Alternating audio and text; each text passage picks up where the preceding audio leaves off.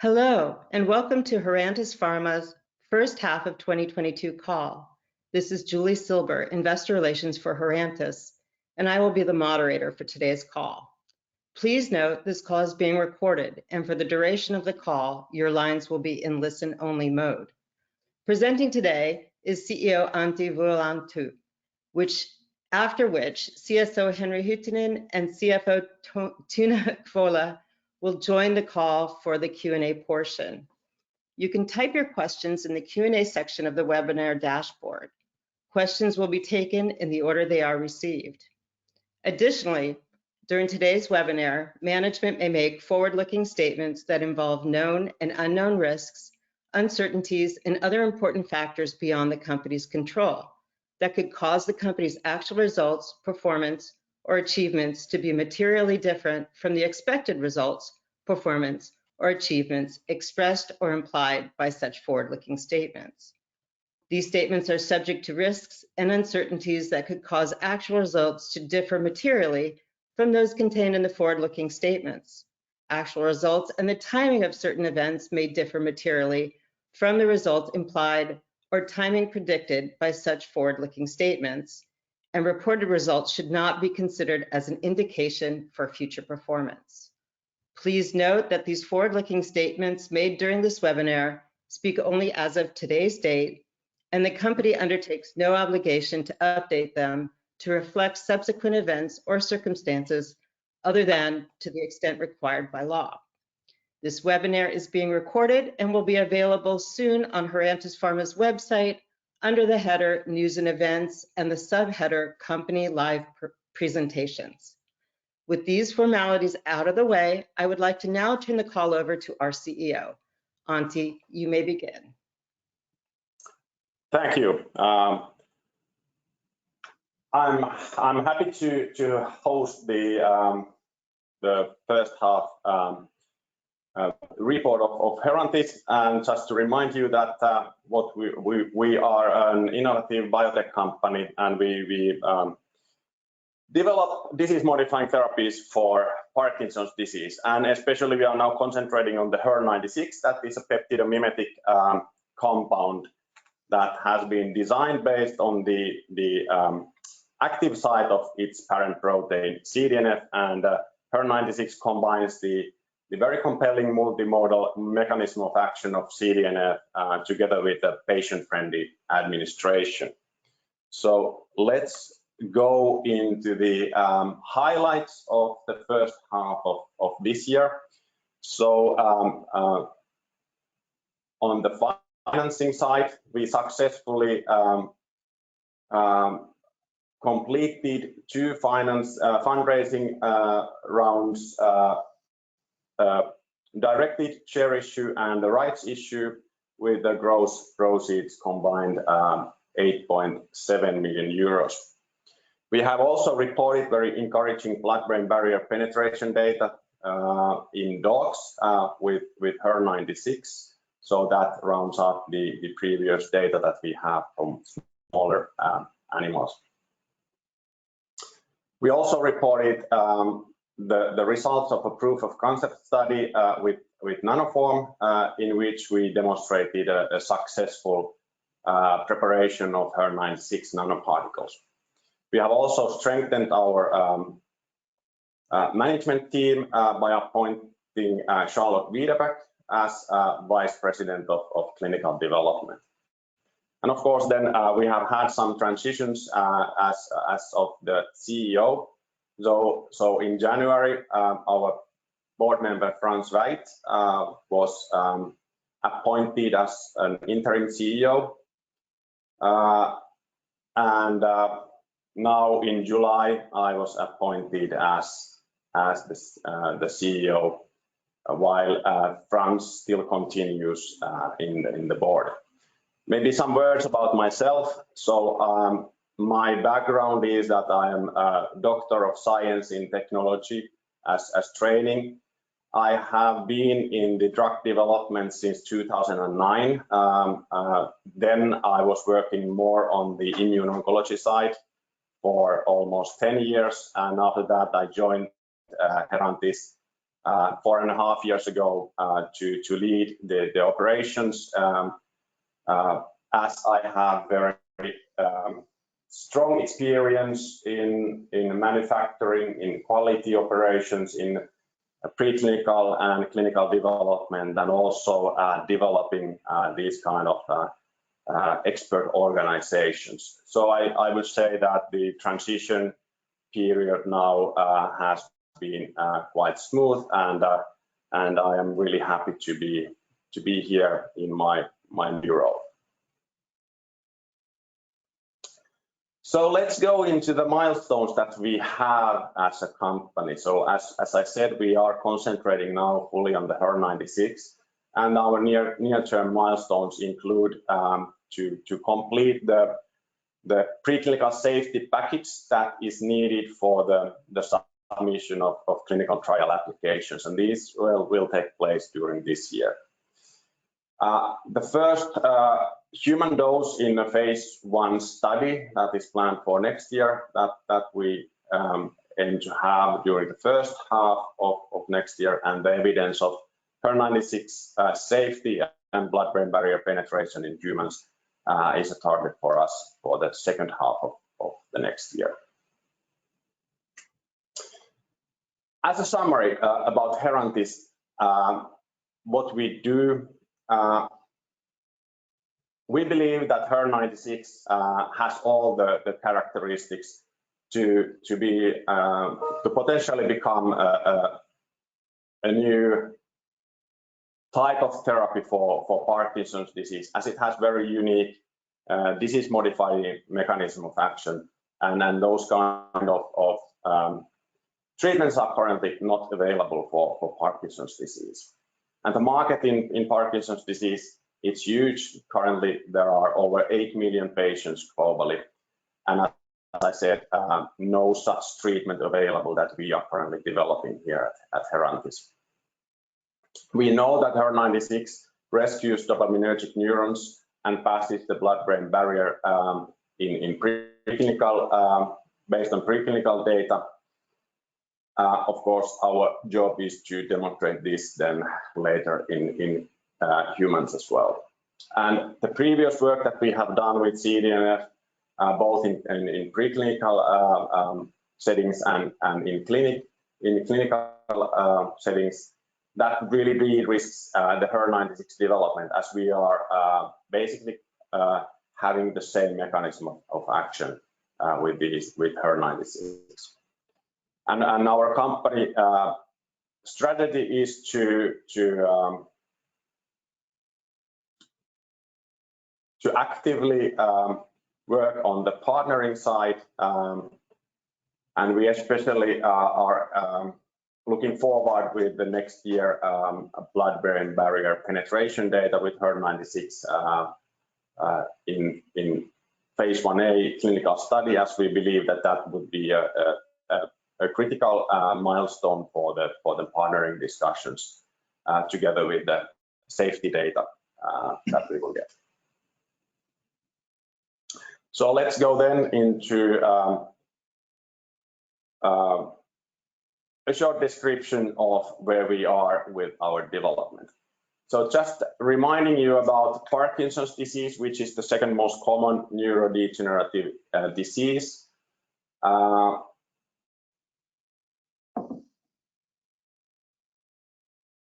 Parkinson's disease is a disease in the midbrain, where dopaminergic nerve cells, they lose their ability to produce dopamine, and that causes both motor and non-motor symptoms.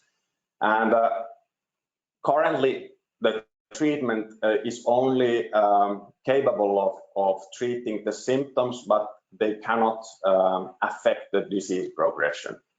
And this is very important to keep in mind when we are developing disease-modifying treatments. So at the time of diagnosis,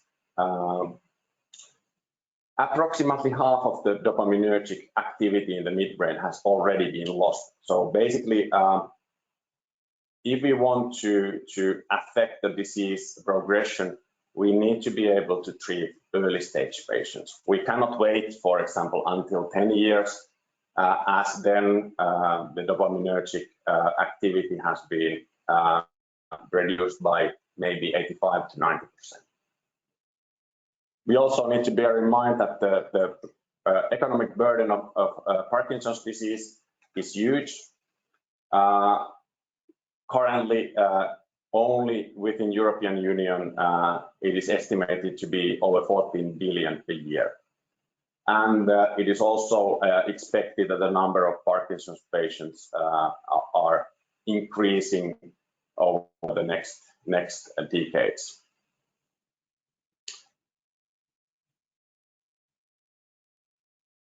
And our aim is to develop a completely new type of treatment for Parkinson's disease in order to stop the progression of the disease.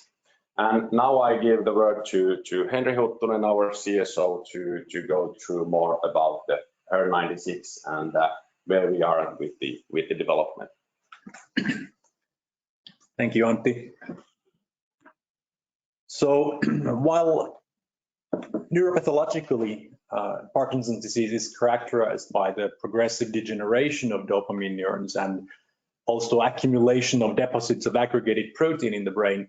On the molecular and cellular level, there's more diversity, and particularly the disease progression involves multiple types of mechanisms.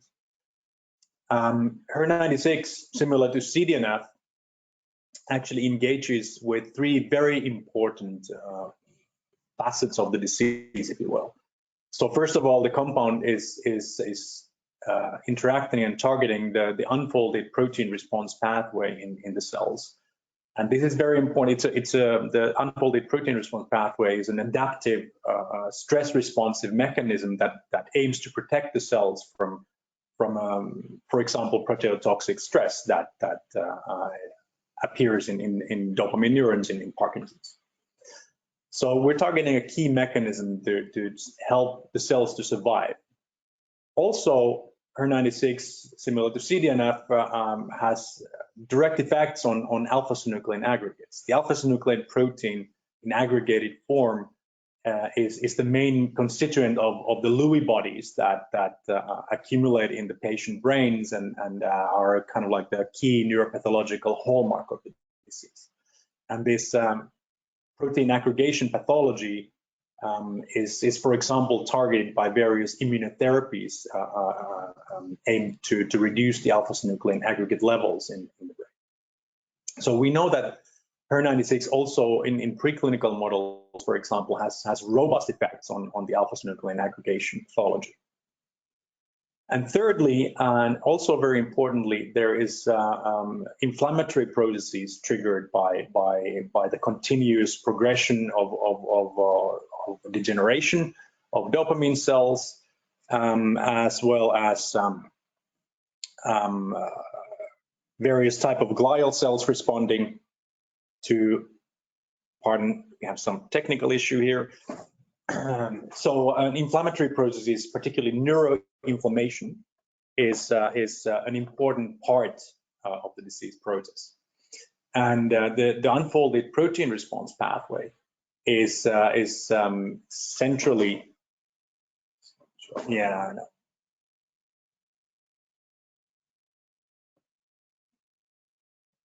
Now we are.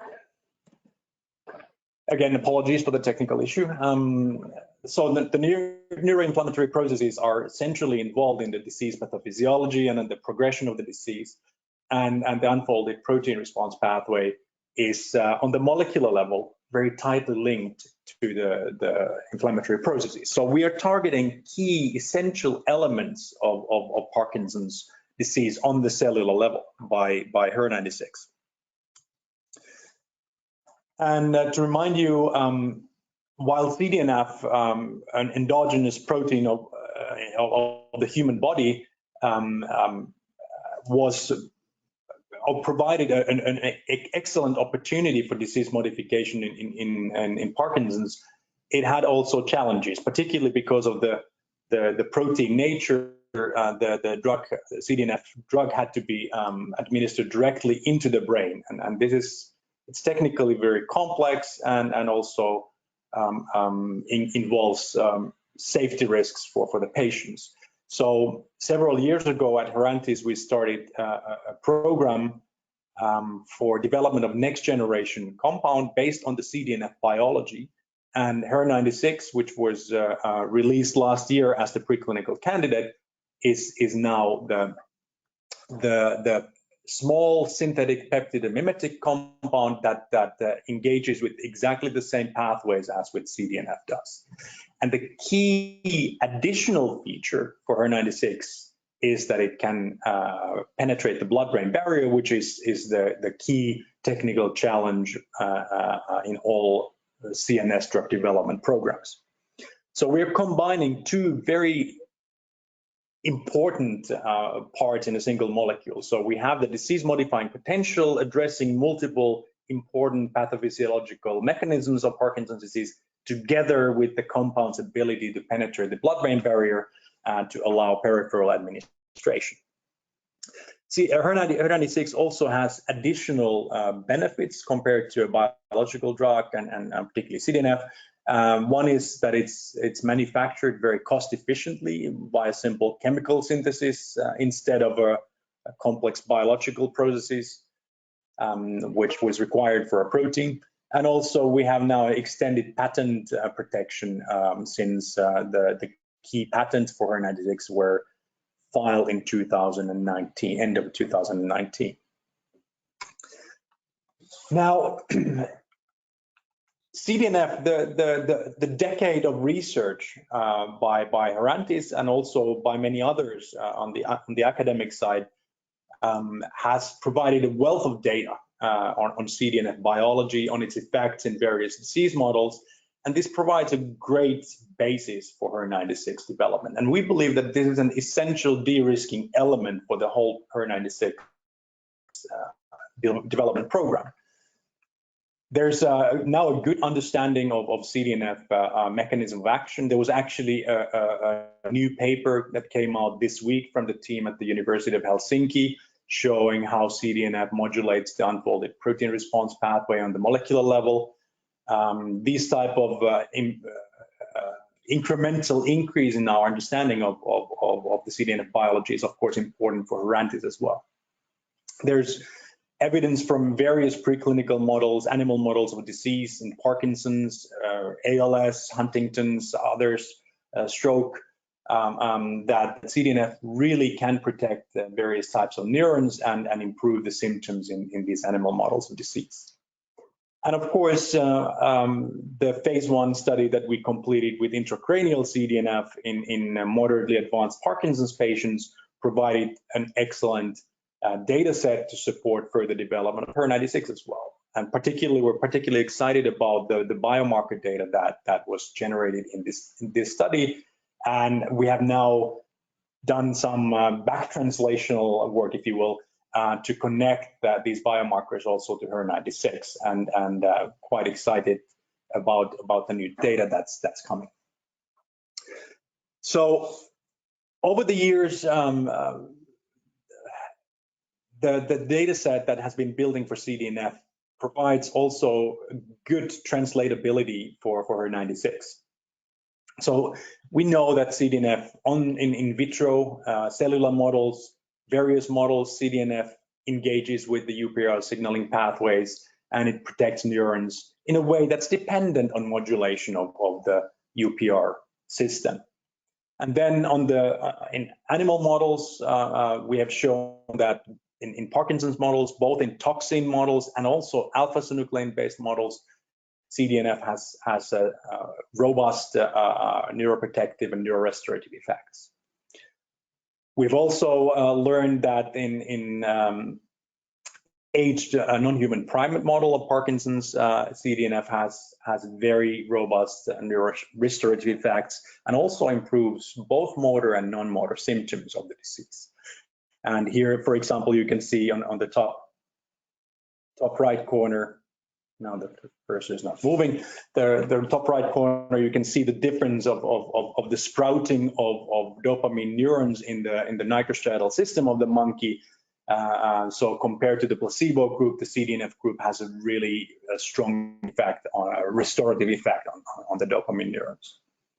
And in the box number 4 here, bottom left, again, the translatability is strongly supported by the phase 1 data with CDNF showing biological signs of biological response to the treatment in individual patients. And this all is now forms the basis to support HER96 development, and we've already learned over the past year that HER96 can and shown that HER96 engages with the same targets with CDNF, and it has exactly the same type of neuroprotective effects on dopamine neurons in the alpha-synuclein-based animal models. And during the first half of 22, we have taken the preclinical program of HER96 forward.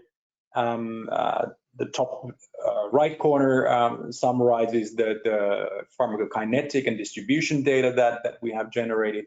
So we have now confirmed in 3 different animal species effective brain penetration. So in mice, rats, and beagle dogs, we see that subcutaneous delivery injection of HER96 results in pharmacologically active dose levels, concentrations in the CNS, particularly in the cerebrospinal fluid. The PK profiles between different species are quite similar, which is good for prediction of what might happen in the first human study. And importantly, we are on track with our method development for phase 1A, so that we would be able to demonstrate the BBB penetration next in healthy volunteers in the phase 1 study.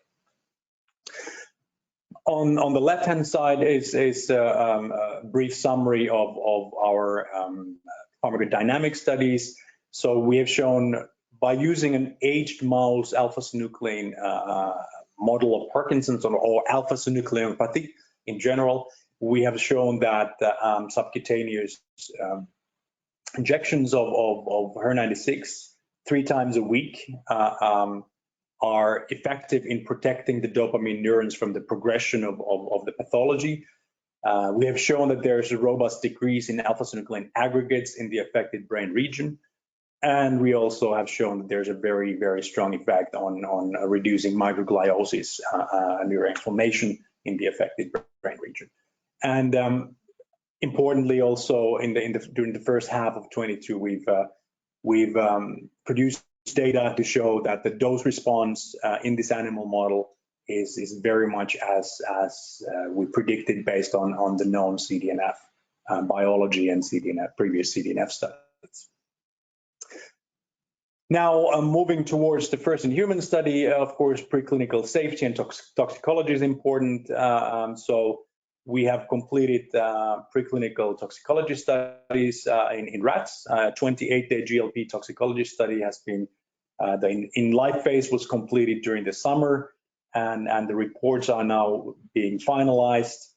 And similar 28-day GLP toxicology study in beagle dogs is currently ongoing, and I believe the last dosing will take place tomorrow, which then will follow up with detailed analysis of the animals post-mortem, and hope to finalize the reports for the toxicology program during the Q4 this year. This means that we're on track with our preclinical program. There hasn't been any unexpected findings in these toxicology studies so far.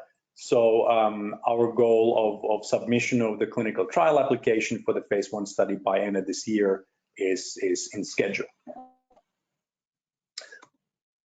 I believe this concludes our R&D review, and we can now move on to questions. Yes, correct. Thank you, Henry. Thank you, Antti and Henry. Let's see, we do have a handful of questions here. Let's start by saying, If you would like to ask a question, please type your question in the Q&A section of the webinar dashboard. We are receiving the questions and answering them in the orders that we get them.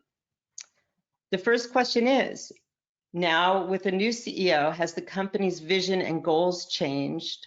Can you provide us with some of your new vision for the company in the short term and in the long term?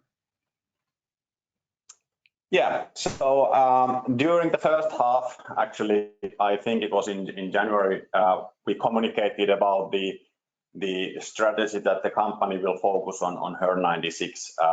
And this is clearly the vision and the goal of the company also now. So in that sense, nothing has changed.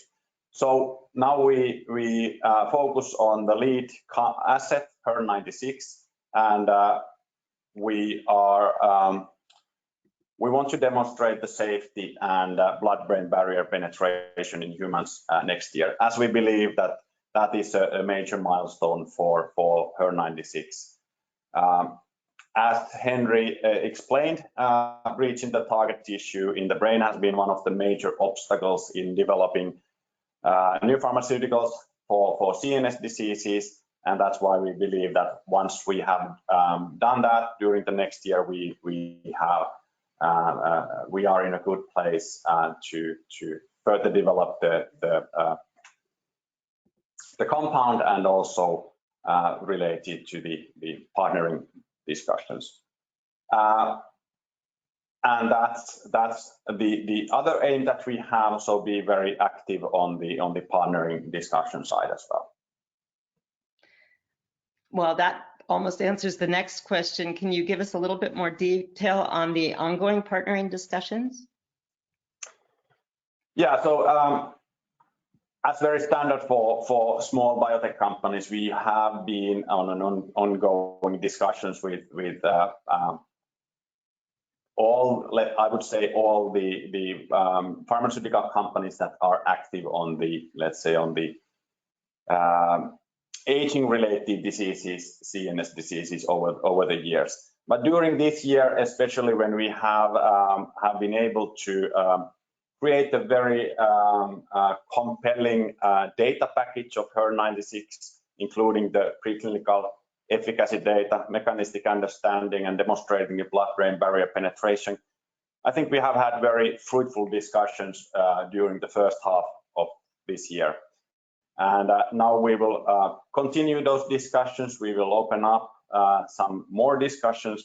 And now after the COVID restrictions have been lifted, we really look forward for active in-person meetings with several companies as we are able to participate in live partnering events after 2 years of COVID restrictions.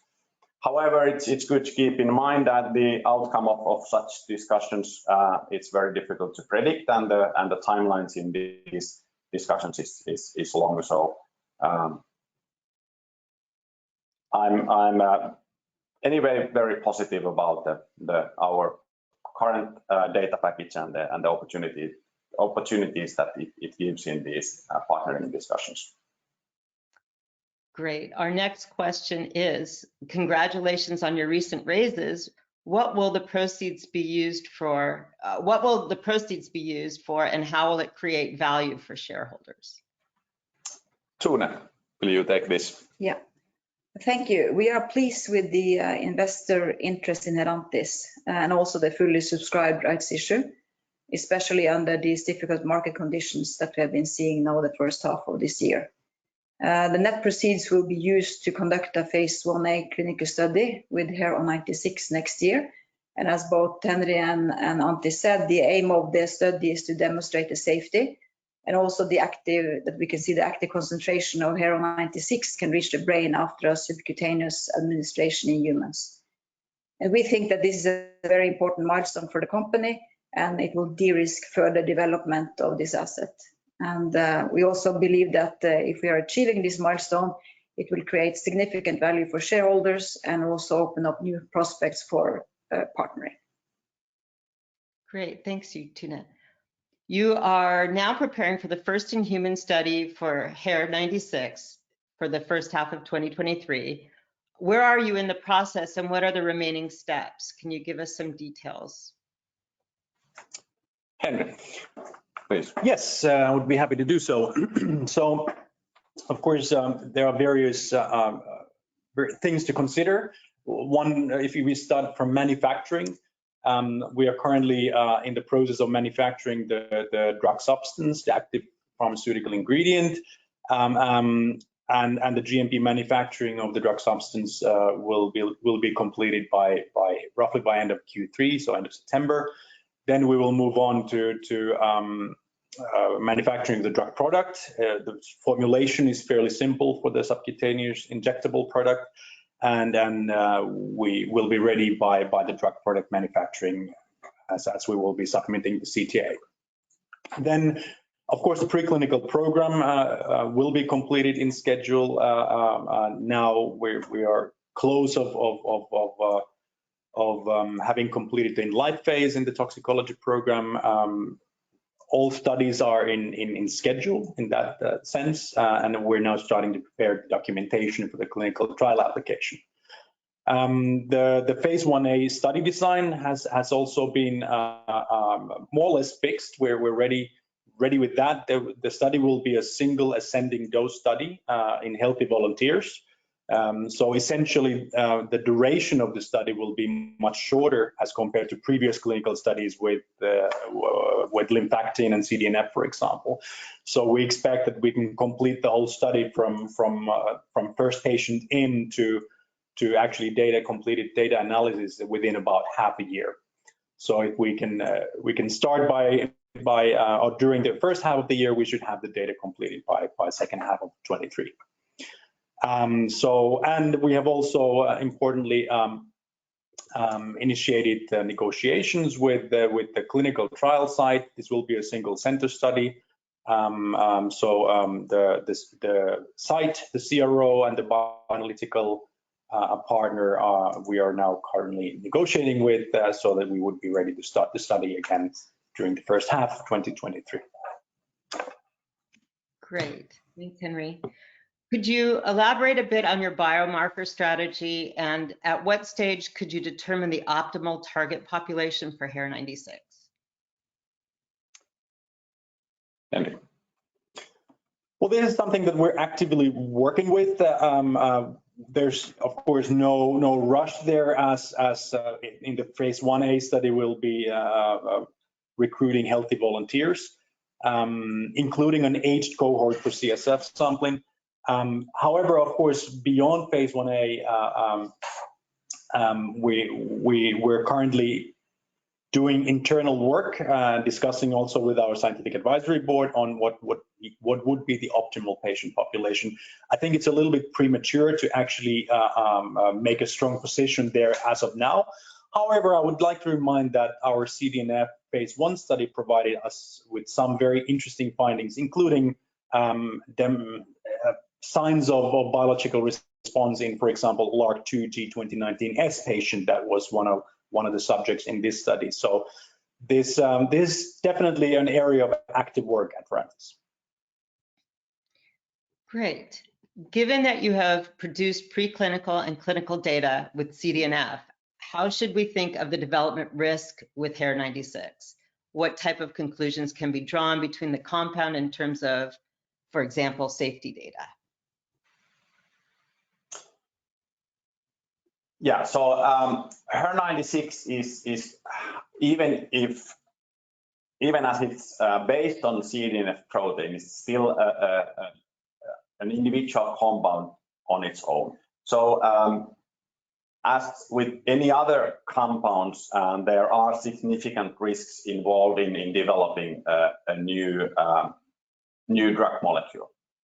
We can exploit the data that we have obtained with CDNF, both on the let's say the safety data and then efficacy data, especially from the preclinical settings, and that can facilitate the development program. It also to some extent decreases the risks, but of course drug development is always a high risk. They are high risk projects, and in that sense, HER96 is still a high risk project, even though maybe a little bit less with the background with CDNF than if that would be without that parent molecule understanding that we have. Great, thank you. Okay, next question. Can you share your thoughts on the recent progress in the Parkinson's field? For example, anti-A synuclein targeted antibodies, new findings on biomarkers, etc. Henry. Yes, if we start with the immunotherapy side of things, so the alpha-synuclein antibodies. This is, of course, an approach that has been in development for 2 decades, starting from Alzheimer's with anti-amyloid antibodies and then moving on to Parkinson's with anti-alpha-synuclein antibodies. I believe throughout this 20 years of development, there has been many times, many experts have raised concerns whether this would be sufficient for disease modification, whether we can actually, by lowering the alpha-synuclein levels first in the periphery, have an effect in the brain that would be sufficient to actually translate into a clinical effect. It has been debated a lot, and I know there's a lot of experts in the field who think that this approach simply will not be sufficient. And what we've seen in the field in the past 20 years, despite the Biogen approval earlier, it is a challenging approach. And I'm not very surprised to see that this has been taking so long to have any products approved in this area. On the biomarker side of things, however, I think there's a lot of exciting things happening. There's a lot of new digital biomarkers coming, which I believe, particularly in Parkinson's, will help a lot, because the clinical outcome measures have been a challenge. They work well for the symptomatic treatments, but they have been very challenging for disease modification. And also there are issues with objectivity and continuity of the data and so on. So digital biomarkers will play an important role in Parkinson's clinical development in the future. And also there has been recently reported that alpha-synuclein PET tracers have now moved forward. And this, of course, if you again take an analogy from the Alzheimer's side of things, the amyloid imaging agents that started coming roughly 15 years ago, they really made a big difference in the field. And I believe that the alpha-synuclein PET tracers will come sooner or later, and that will again fuel our clinical development in Parkinson's disease and facilitate things. Great, thank you, Henry. You have mentioned that earlier out-licensing is a possibility within Parkinson's disease. Could you expand a little bit on this, maybe share some feedback from potential partners, etc.? Yes, as I already mentioned, we have had discussions with potential partners over the years, and few years ago, when we started the development of the new generation compounds that led into the nomination of HER96 as the lead compound, the main message that we got from those discussions were that having a molecule that combines the mechanism of action of CDNF with easier route of administration, such as the subcutaneous administration that we are currently using with HER96, that would be the package that the potential partners would be especially interested in. And as Henry explained, we have just earlier this year, or during the first half of this year, have been able to in a way have a full preclinical package, and now we are even more strengthening that with the final GLP safety and toxicology data. this package now, it's much more compelling than we have had before. And this is also been very visible with the discussions we have had earlier this year. And so we strongly believe that now we have something that attracts the potential partners. Are we able to, or is it is that attraction now, can we transform that into a more deep discussions? That to be seen, but I think we are currently in the right place. And we have seen overall in the Parkinson's disease space that there has been transactions already in the preclinical stage, so actually in the same place where we are currently. So we are there in that sense, and let's see how the discussions proceed. Great, thanks, Antti. Next question. Does Herantis already have a granted patent for the HER96 molecule? And the first patents that deal with HER96 and the library of compounds that we've developed around HER96 were filed in December 2019. And we're currently, we're in a stage of PCT extension, which means that we have filed now the applications in a very large number of countries, and all these applications are currently being inspected by the patent agency offices nationally. So we're not expecting the grants, the patents to be granted in the next year or two or so. It will take time, and this is typical for the process. Great, thanks, Henry. Just a reminder, if you'd like to ask a question, please type your question into the question section on your dashboard. The last question here for now is, you mentioned that the clinical trial will be a single ascending trial. What would be the next step?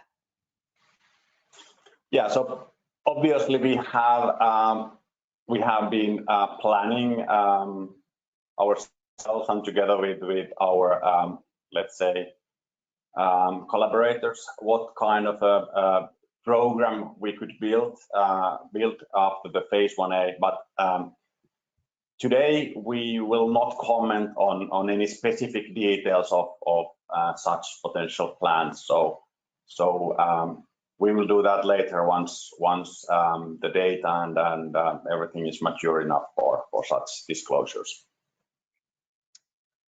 Okay, thanks, Antti. So as of now, we no longer have any questions in the queue. I think I will turn it back to you, Antti, to have some closing comments. Yes. Thank you, everybody, for joining this webinar. I hope that we were able to provide you with the data that helps you understand and follow what we do and how greatly we have progressed over this year. As I said, we are going to join several events during the autumn, so you can meet us at Nordic Life Science Days in Malmö in September, in Bio Europe in Leipzig in October, and we will also host an R&D day later this year to give you a little bit more details of the recent development of the R&D side. So thank you for joining today, and I wish you a good day. And with that, we close today's call.